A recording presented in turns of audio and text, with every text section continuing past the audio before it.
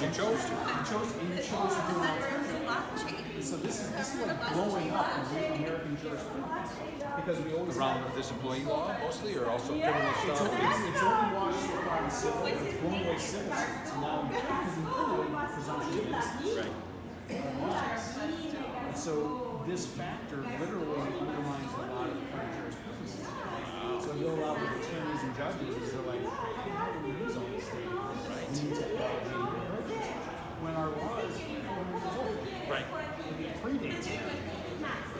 So it's cool stuff. Very cool. But then how do you drive people's behavior and so forth based upon the past? Like, and people talk about So what signals do you give them then?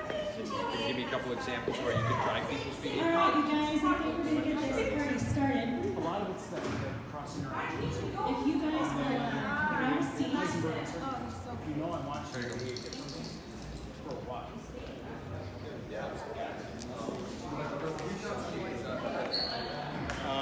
But Facebook says, okay, if their end goal is just having you online on Facebook as much as possible. So the reason that they have this little bubble on everything is they look at what things do you tend to click on and what things you tend to dwell on when you're on Facebook. Right. And just give you more of the same shit. Feed you what you want to see. Feed you what you like. That's how they keep it. Okay, we're being real men. Here. All right. So we're going to get this party started. Feel free to take a seat up here, you guys. Chris and Michael. Michael, if you would like to take that nice, cozy, comfy chair, our distinguished guest. And so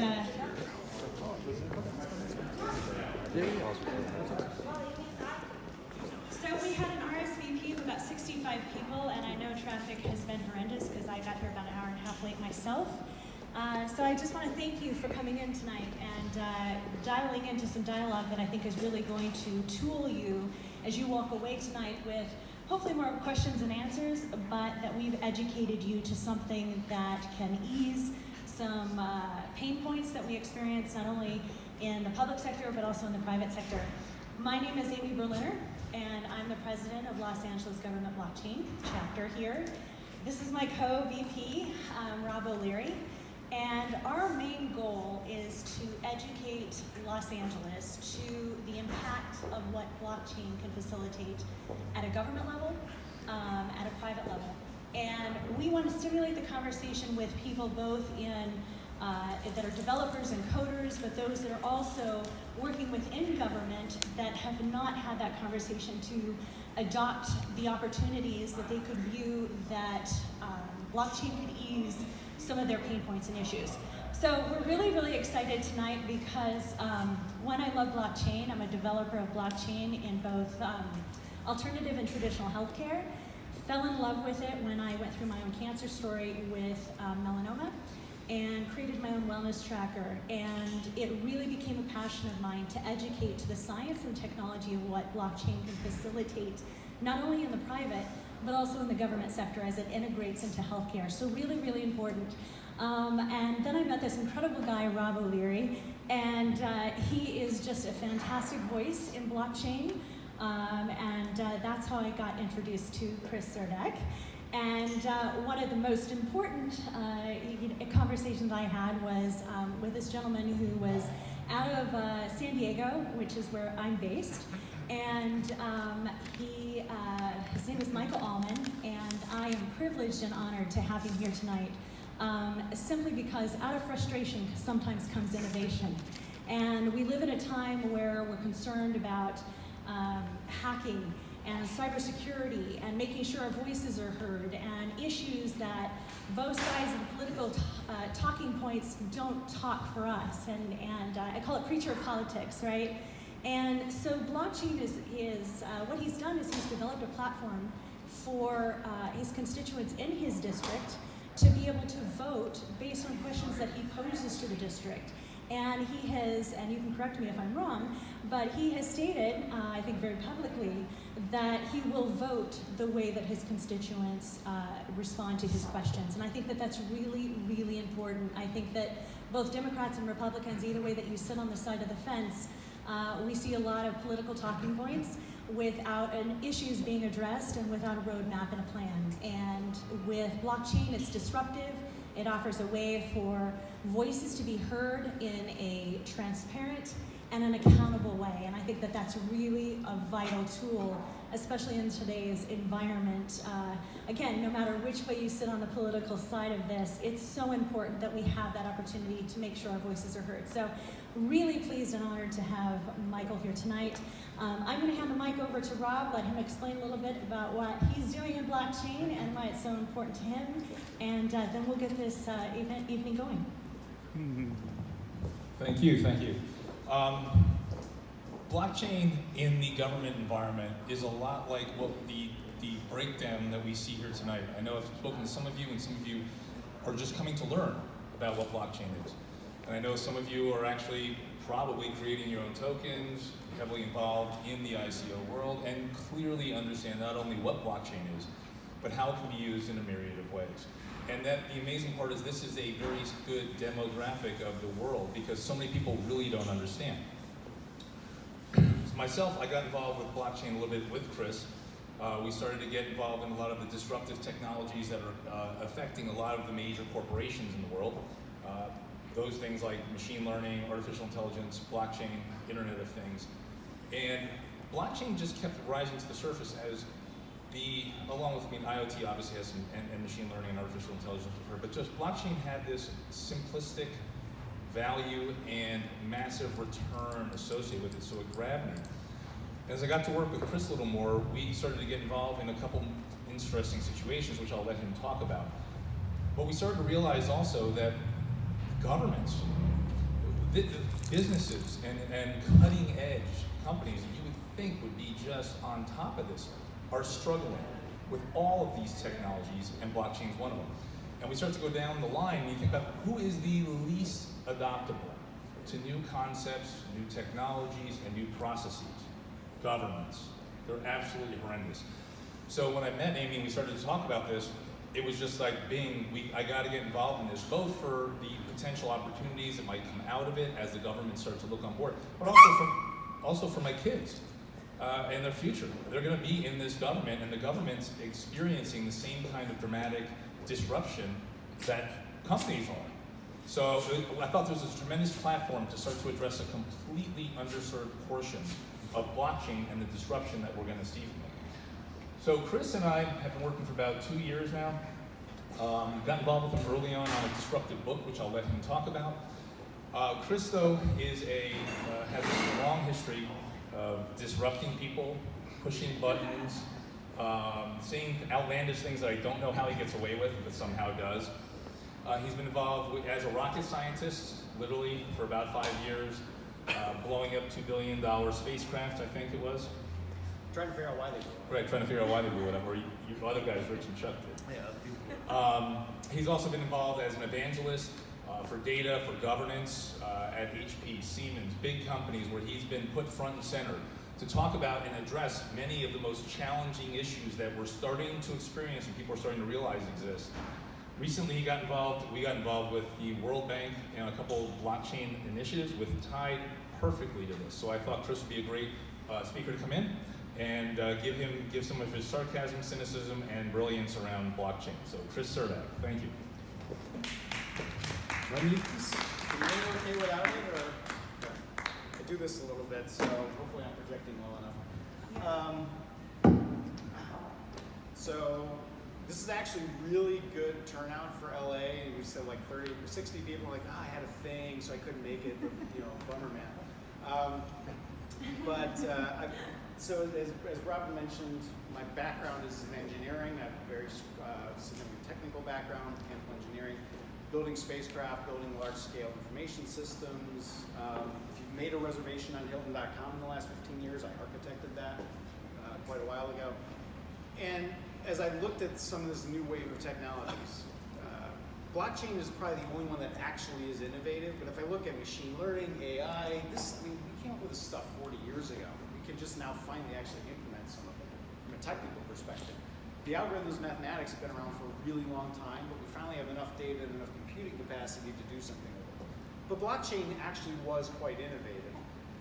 And what I find fascinating in the work that I've been doing lately, again, sponsored by the World Bank, but with countries like the United Arab Emirates, Afghanistan, Kazakhstan, Colombia, is trying to make a distinction between cryptocurrency and blockchain. Because for the average person on the street, there's no difference between the two.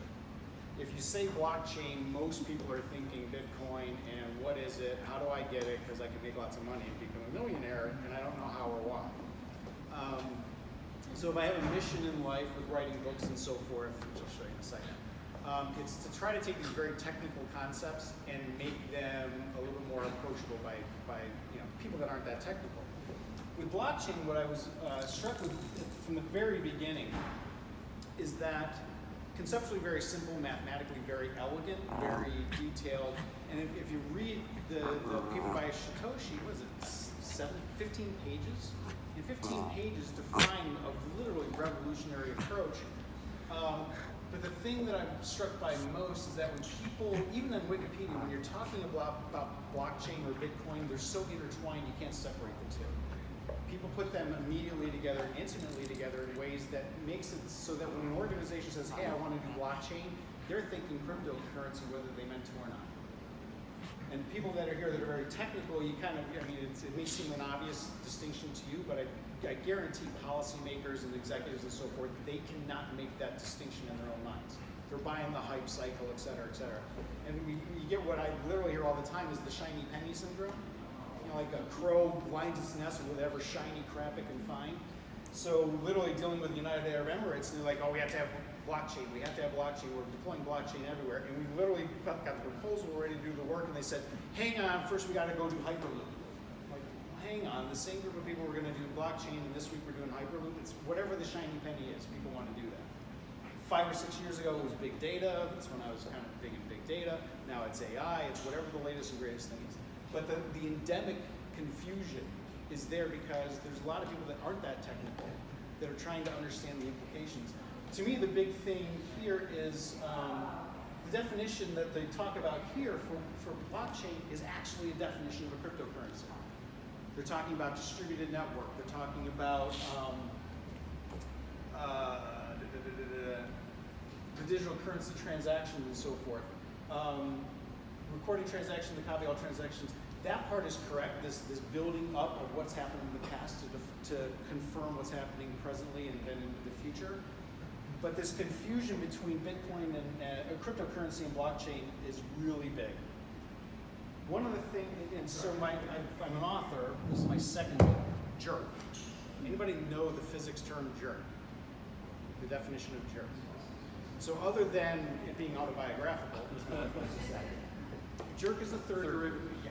Jerk is the third derivative of the equation of motion. You have velocity, acceleration, then jerk. And when I was building spacecraft, we would have to calculate jerk. Because if you didn't calculate it correctly, the spacecraft would blow up.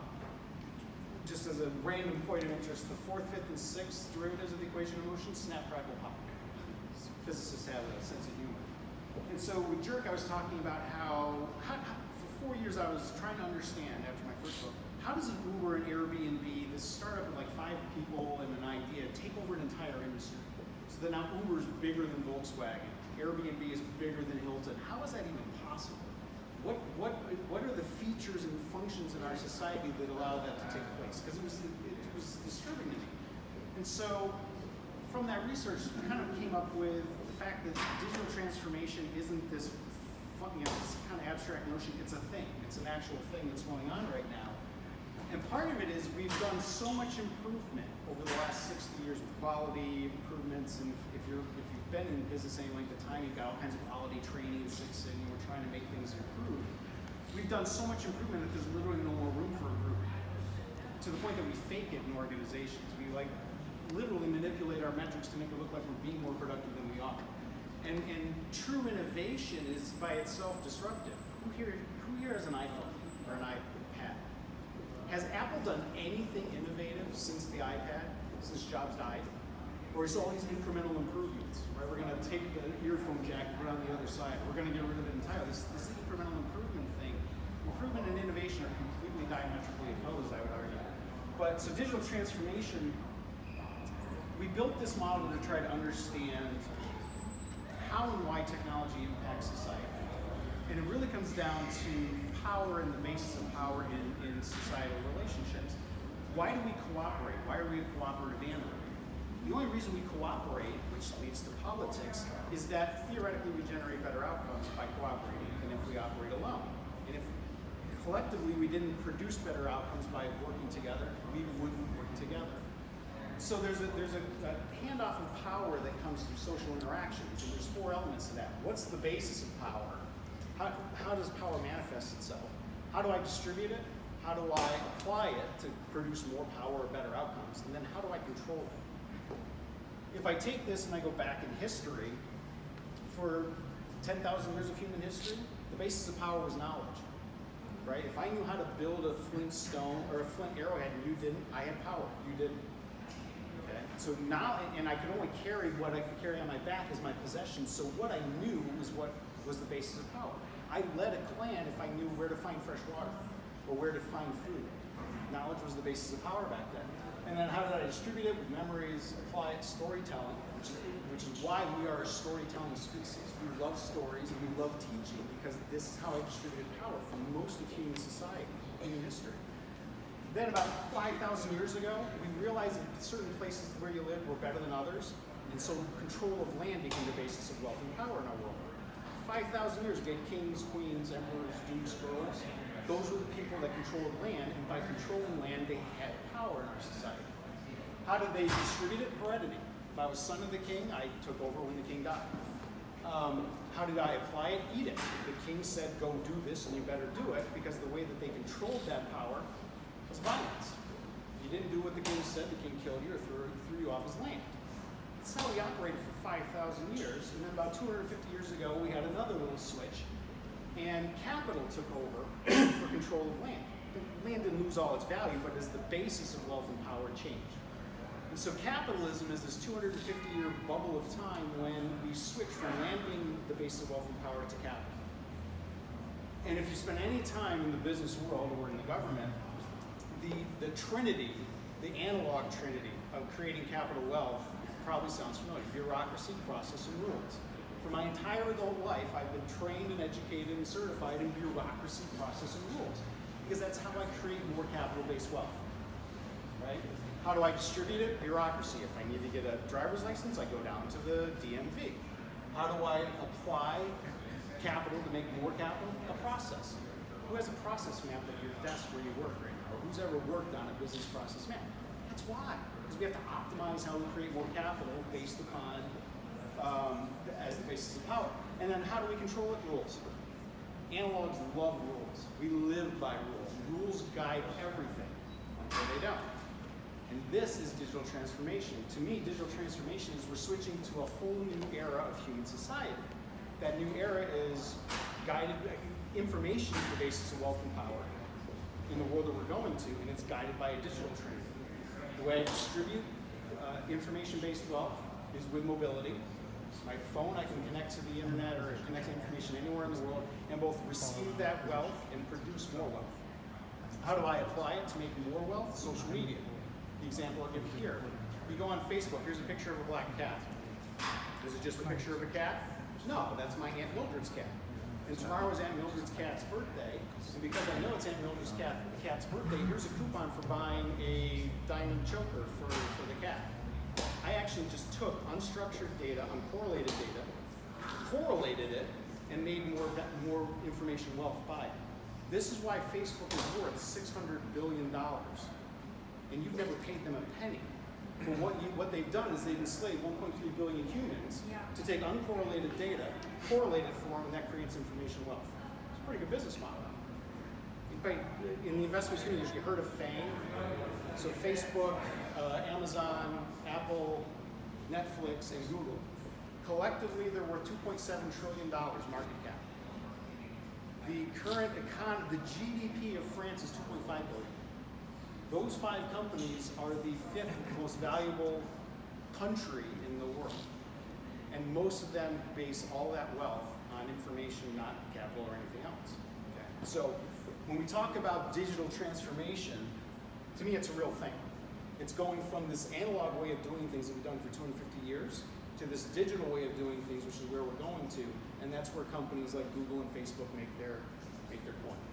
Okay. all that stuff is outlined in the book, just as some background. Now, given that model that I just showed you, when I sit with government entities, Afghanistan, Kazakhstan, whomever, and we talk about Bitcoin, or we talk about blockchain, like, well, we want to use blockchain to automate the government. What are you trying to do here? Well, we want to use blockchain to be more what? What are you trying to do? Inevitably, and literally the discussion with President Nazarbayev in Kazakhstan was, well, we need to have a distributed network to support transactions. Like, hang on, why does it have to be distributed? Because Bitcoin is distributed. All right, what's the purpose of the distributed nature of it? Well, so that it's robust and so maintained. That's not why Bitcoin is a distributed network, peer-to-peer. Let's talk about that. This is normal for any. So, if I take that model I just provided around analog ways of doing things and digital ways of doing things, there's a model around distribution application. It's my job, yeah. And the point of a government is to take